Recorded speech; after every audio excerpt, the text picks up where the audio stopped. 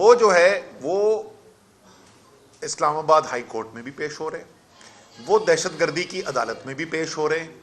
وہ F add کچہری کے اندر سیشن کورٹ میں بھی پیش ہو رہے ہیں، اور ان تمام پیشیوں کے اندر جو ہے وہ میں ان کے ساتھ ہوتا تھا، تو اس لیے میں تو اینی شاہد ہوں کہ عمران خان جو ہے ان کو کہیں کسی عدالت میں جانے پر کوئی اعتراض نہیں تھا، ان کی کوئی انا کا مسئلہ نہیں تھا۔ لیکن 3 نومبر کو ایک منصوبے کے تحت عمران خان کے اوپر قاتلانہ حملہ کروایا جاتا ہے، عمران خان زخمی ہوتے ہیں،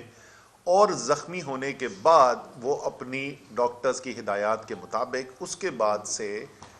کورٹس عدالتوں میں نہیں جا سک رہے ہیں، کیونکہ ان کی ڈاکٹرز کی ہدایات یہ ہیں کہ کوئی خطرہ نہیں مول لینا چاہیے، اور اس کے بعد سے وہ عدالتوں میں نہیں گئے ہیں، تو ان کی کوئی انا کا مسئلہ نہیں تھا۔ 23 نومبر کو اسی کیس کے اندر ہماری ضمانت ہوگی، کل ویسے اسی کیس کے اندر دہشت گردی کی عدالت میں میری پیشی بھی ہے کل اسلام آباد کے اندر۔ تو عمران خان کے اوپر جو بنیادی چیزیں، جو 2 چیزیں میں خاص طور پہ جن کے اوپر توجہ دلانا چاہتا تھا، پہلا کہ نوعیت ہے کیا کس کیس کی، یہ کتنا بڑا مذاق ہے یہ کیس جس کے اوپر یہ سارا ٹی وی پہ 3 دن سے چل رہا ہے کہ جا رہے ہیں یا نہیں جا رہے،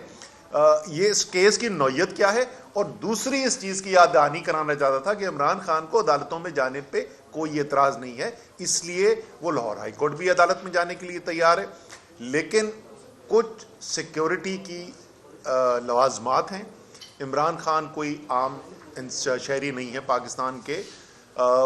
میرے خیال میں اس وقت 2-3 ہی لوگ ہیں جو سابقہ 3-4 لوگ ہیں جو سابقہ وزیر اعظم پاکستان کے رہ چکے ہیں، لیکن ان میں بھی وہ واحد لیڈر ہیں جن کے خلاف ایک قاتلانہ حملہ ہوا ہے، اور باقاعدہ منصوبے کے تحت قاتلانہ حملہ ہوا ہے، اور وہ حملہ کوئی سالوں پرانی بات نہیں ہے، وہ ابھی 2-3 مہینے پہلے کی بات ہے کہ ان کے اوپر قاتلانہ حملہ ہوا ہے۔ تو ایک تو سیکیورٹی کی ان کی ضرورت جو ہے اور ان کا خدشہ جو ہے وہ ایک عام انسان والا نہیں ہے، اور دوسرا جو ڈاکٹرز کی ہدایات ہیں اس کے مطابق وہ دھکم پیل نہیں برداشت کر سکتے۔ اگر وہ ہوگا تو پھر انہوں نے سچ بتا دو اور حکومت کو لکھ کے یہ ہائی لائٹ کر دو کہ دیکھو پہلے بھی یہ جو 750 ارب روپے کا سرپلس آپ مانگ رہے تھے یہ ممکن نہیں تھا، اب تو سیلاب آنے کے بعد بالکل ہی ممکن نہیں ہے، اور وہ ان کے خلاف مقدمے درج ہو گئے، پرچے کٹ گئے،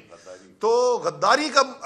مقدمہ اب سارے ملک کے اندر اگر یہ سنسنی پھیلا رہے ہیں، بلکہ دنیا کے اندر آپ کو پتہ ہے نا، بھارت کے اخباروں نے سب میں ہیڈنگ لگی ہوئی ہے کہ وزیر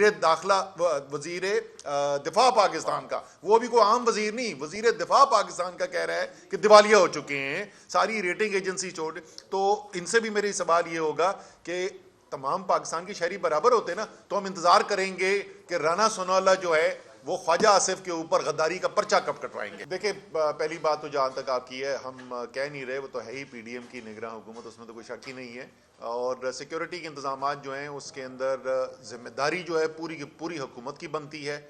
جج صاحب نے اس دن بھی کہا تھا کہ جج صاحب جو ہیں وہ آرڈر کریں گے کہ سیکیورٹی جو ہے اس کو فل پروف بنایا جائے، تو وہ تو ذمہ داری ان کی مکمل طور پہ انہی کی بنتی ہے۔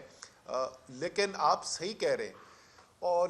کہ مہنگائی سے اس وقت عوام پس چکی ہے، اور اس وقت ان کی زندگی گزارنا مشکل ہو چکا ہے، غریب تو پہلے ہی پسا ہوا تھا، اس وقت متوسط طبقے کو سمجھ نہیں آ رہی کہ وہ اپنے اخراجات جو ہے وہ کیسے پورے کریں۔ اور ابھی تو اعلان ہوا ہے گیس کی قیمتیں 46% بڑھانے کا، ابھی بجلی کی قیمت بڑھانے کا اعلان ہوا ہے، پیٹرول کی ڈیزل کی قیمت ابھی بڑھی ہے، آج پھر اخبار میں لگا ہوا ہے کہ مزید پیٹرول اور ڈیزل کی قیمت بڑھنے کے لیے جا رہی ہے۔ تو یہ تو ایسی صورتحال پیدا ہو گئی ہے کہ عوام کی جو روزانہ کی روزمرہ کی ضرورت ہے وہ پوری کرنا جو ہے وہ تقریباً ناممکن ہوتا چلا جا رہا ہے۔ لیکن آپ نے یہ جو کہا نا کہ وہ سیاست بھول گئے، او بھائی یہ صورتحال ساری پیدا کیسے ہوئی ہے؟ یہ کوئی معاشی دنیا کے اندر بحران آیا تھا کہ جس کی وجہ سے یہ ہو گیا؟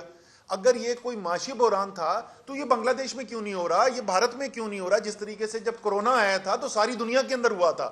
آپ کو نظر آتا تھا، ٹی وی کی اسکرینوں پہ نظر آتا تھا، آپ کو کہیں دنیا میں باقی کہیں سے مہنگائی کی خبر آ رہی ہے؟ کہیں آپ کو باقی پتہ چل رہا ہے کہ اس طریقے سے عوام پسے میں؟ یہاں تو سیاسی انتشار پیدا کیا گیا، رجیم چینج آپریشن کی سازش کی گئی، سیاسی بحران نے یہ معاشی بحران کو جنم دیا ہے۔ تو یہ سیاست سے الگ نہیں ہے، یہ براہ راست نتیجہ ہے اس سیاسی سازش کا، اس سیاسی انتشار کا جو پاکستان کے عوام کے ساتھ ایک بہت بڑا دھوکہ کیا گیا ہے۔ اور اس سے 10 مہینے پہلے، یہ آج کی بات نہیں، اب 10 مہینے پہلے عمران خان کے آپ بیانات سن لیں، ان کی تقریریں دیکھ لیں، آپ میرے انٹرویو سن لیں، 10 مہینے ہم نے پہلے آپ کو بتایا تو یہیں پہنچیں گے. اور میں پھر بدقسمتی سے، میں بولوں گا بدقسمتی سے، میں آپ کو پھر بتا رہا ہوں، میں نے 3 مہینے پہلے بھی کہا تھا، وہ لوگ بولتے تھے یہ مشکل فیصلے تو کر گئے، اب تو وہ حکومت کریں گے. میں نے اس وقت کہا تھا 3 مہینے بعد اس سے بھی زیادہ خراب حالات ہوں گے. بدقسمتی سے میں کہہ رہا ہوں تیسری دفعہ، اگلے 3 مہینے بعد اس سے بھی زیادہ حالات خراب ہوں گے. جب تک آپ سیاسی انتشار کو ختم نہیں کریں گے،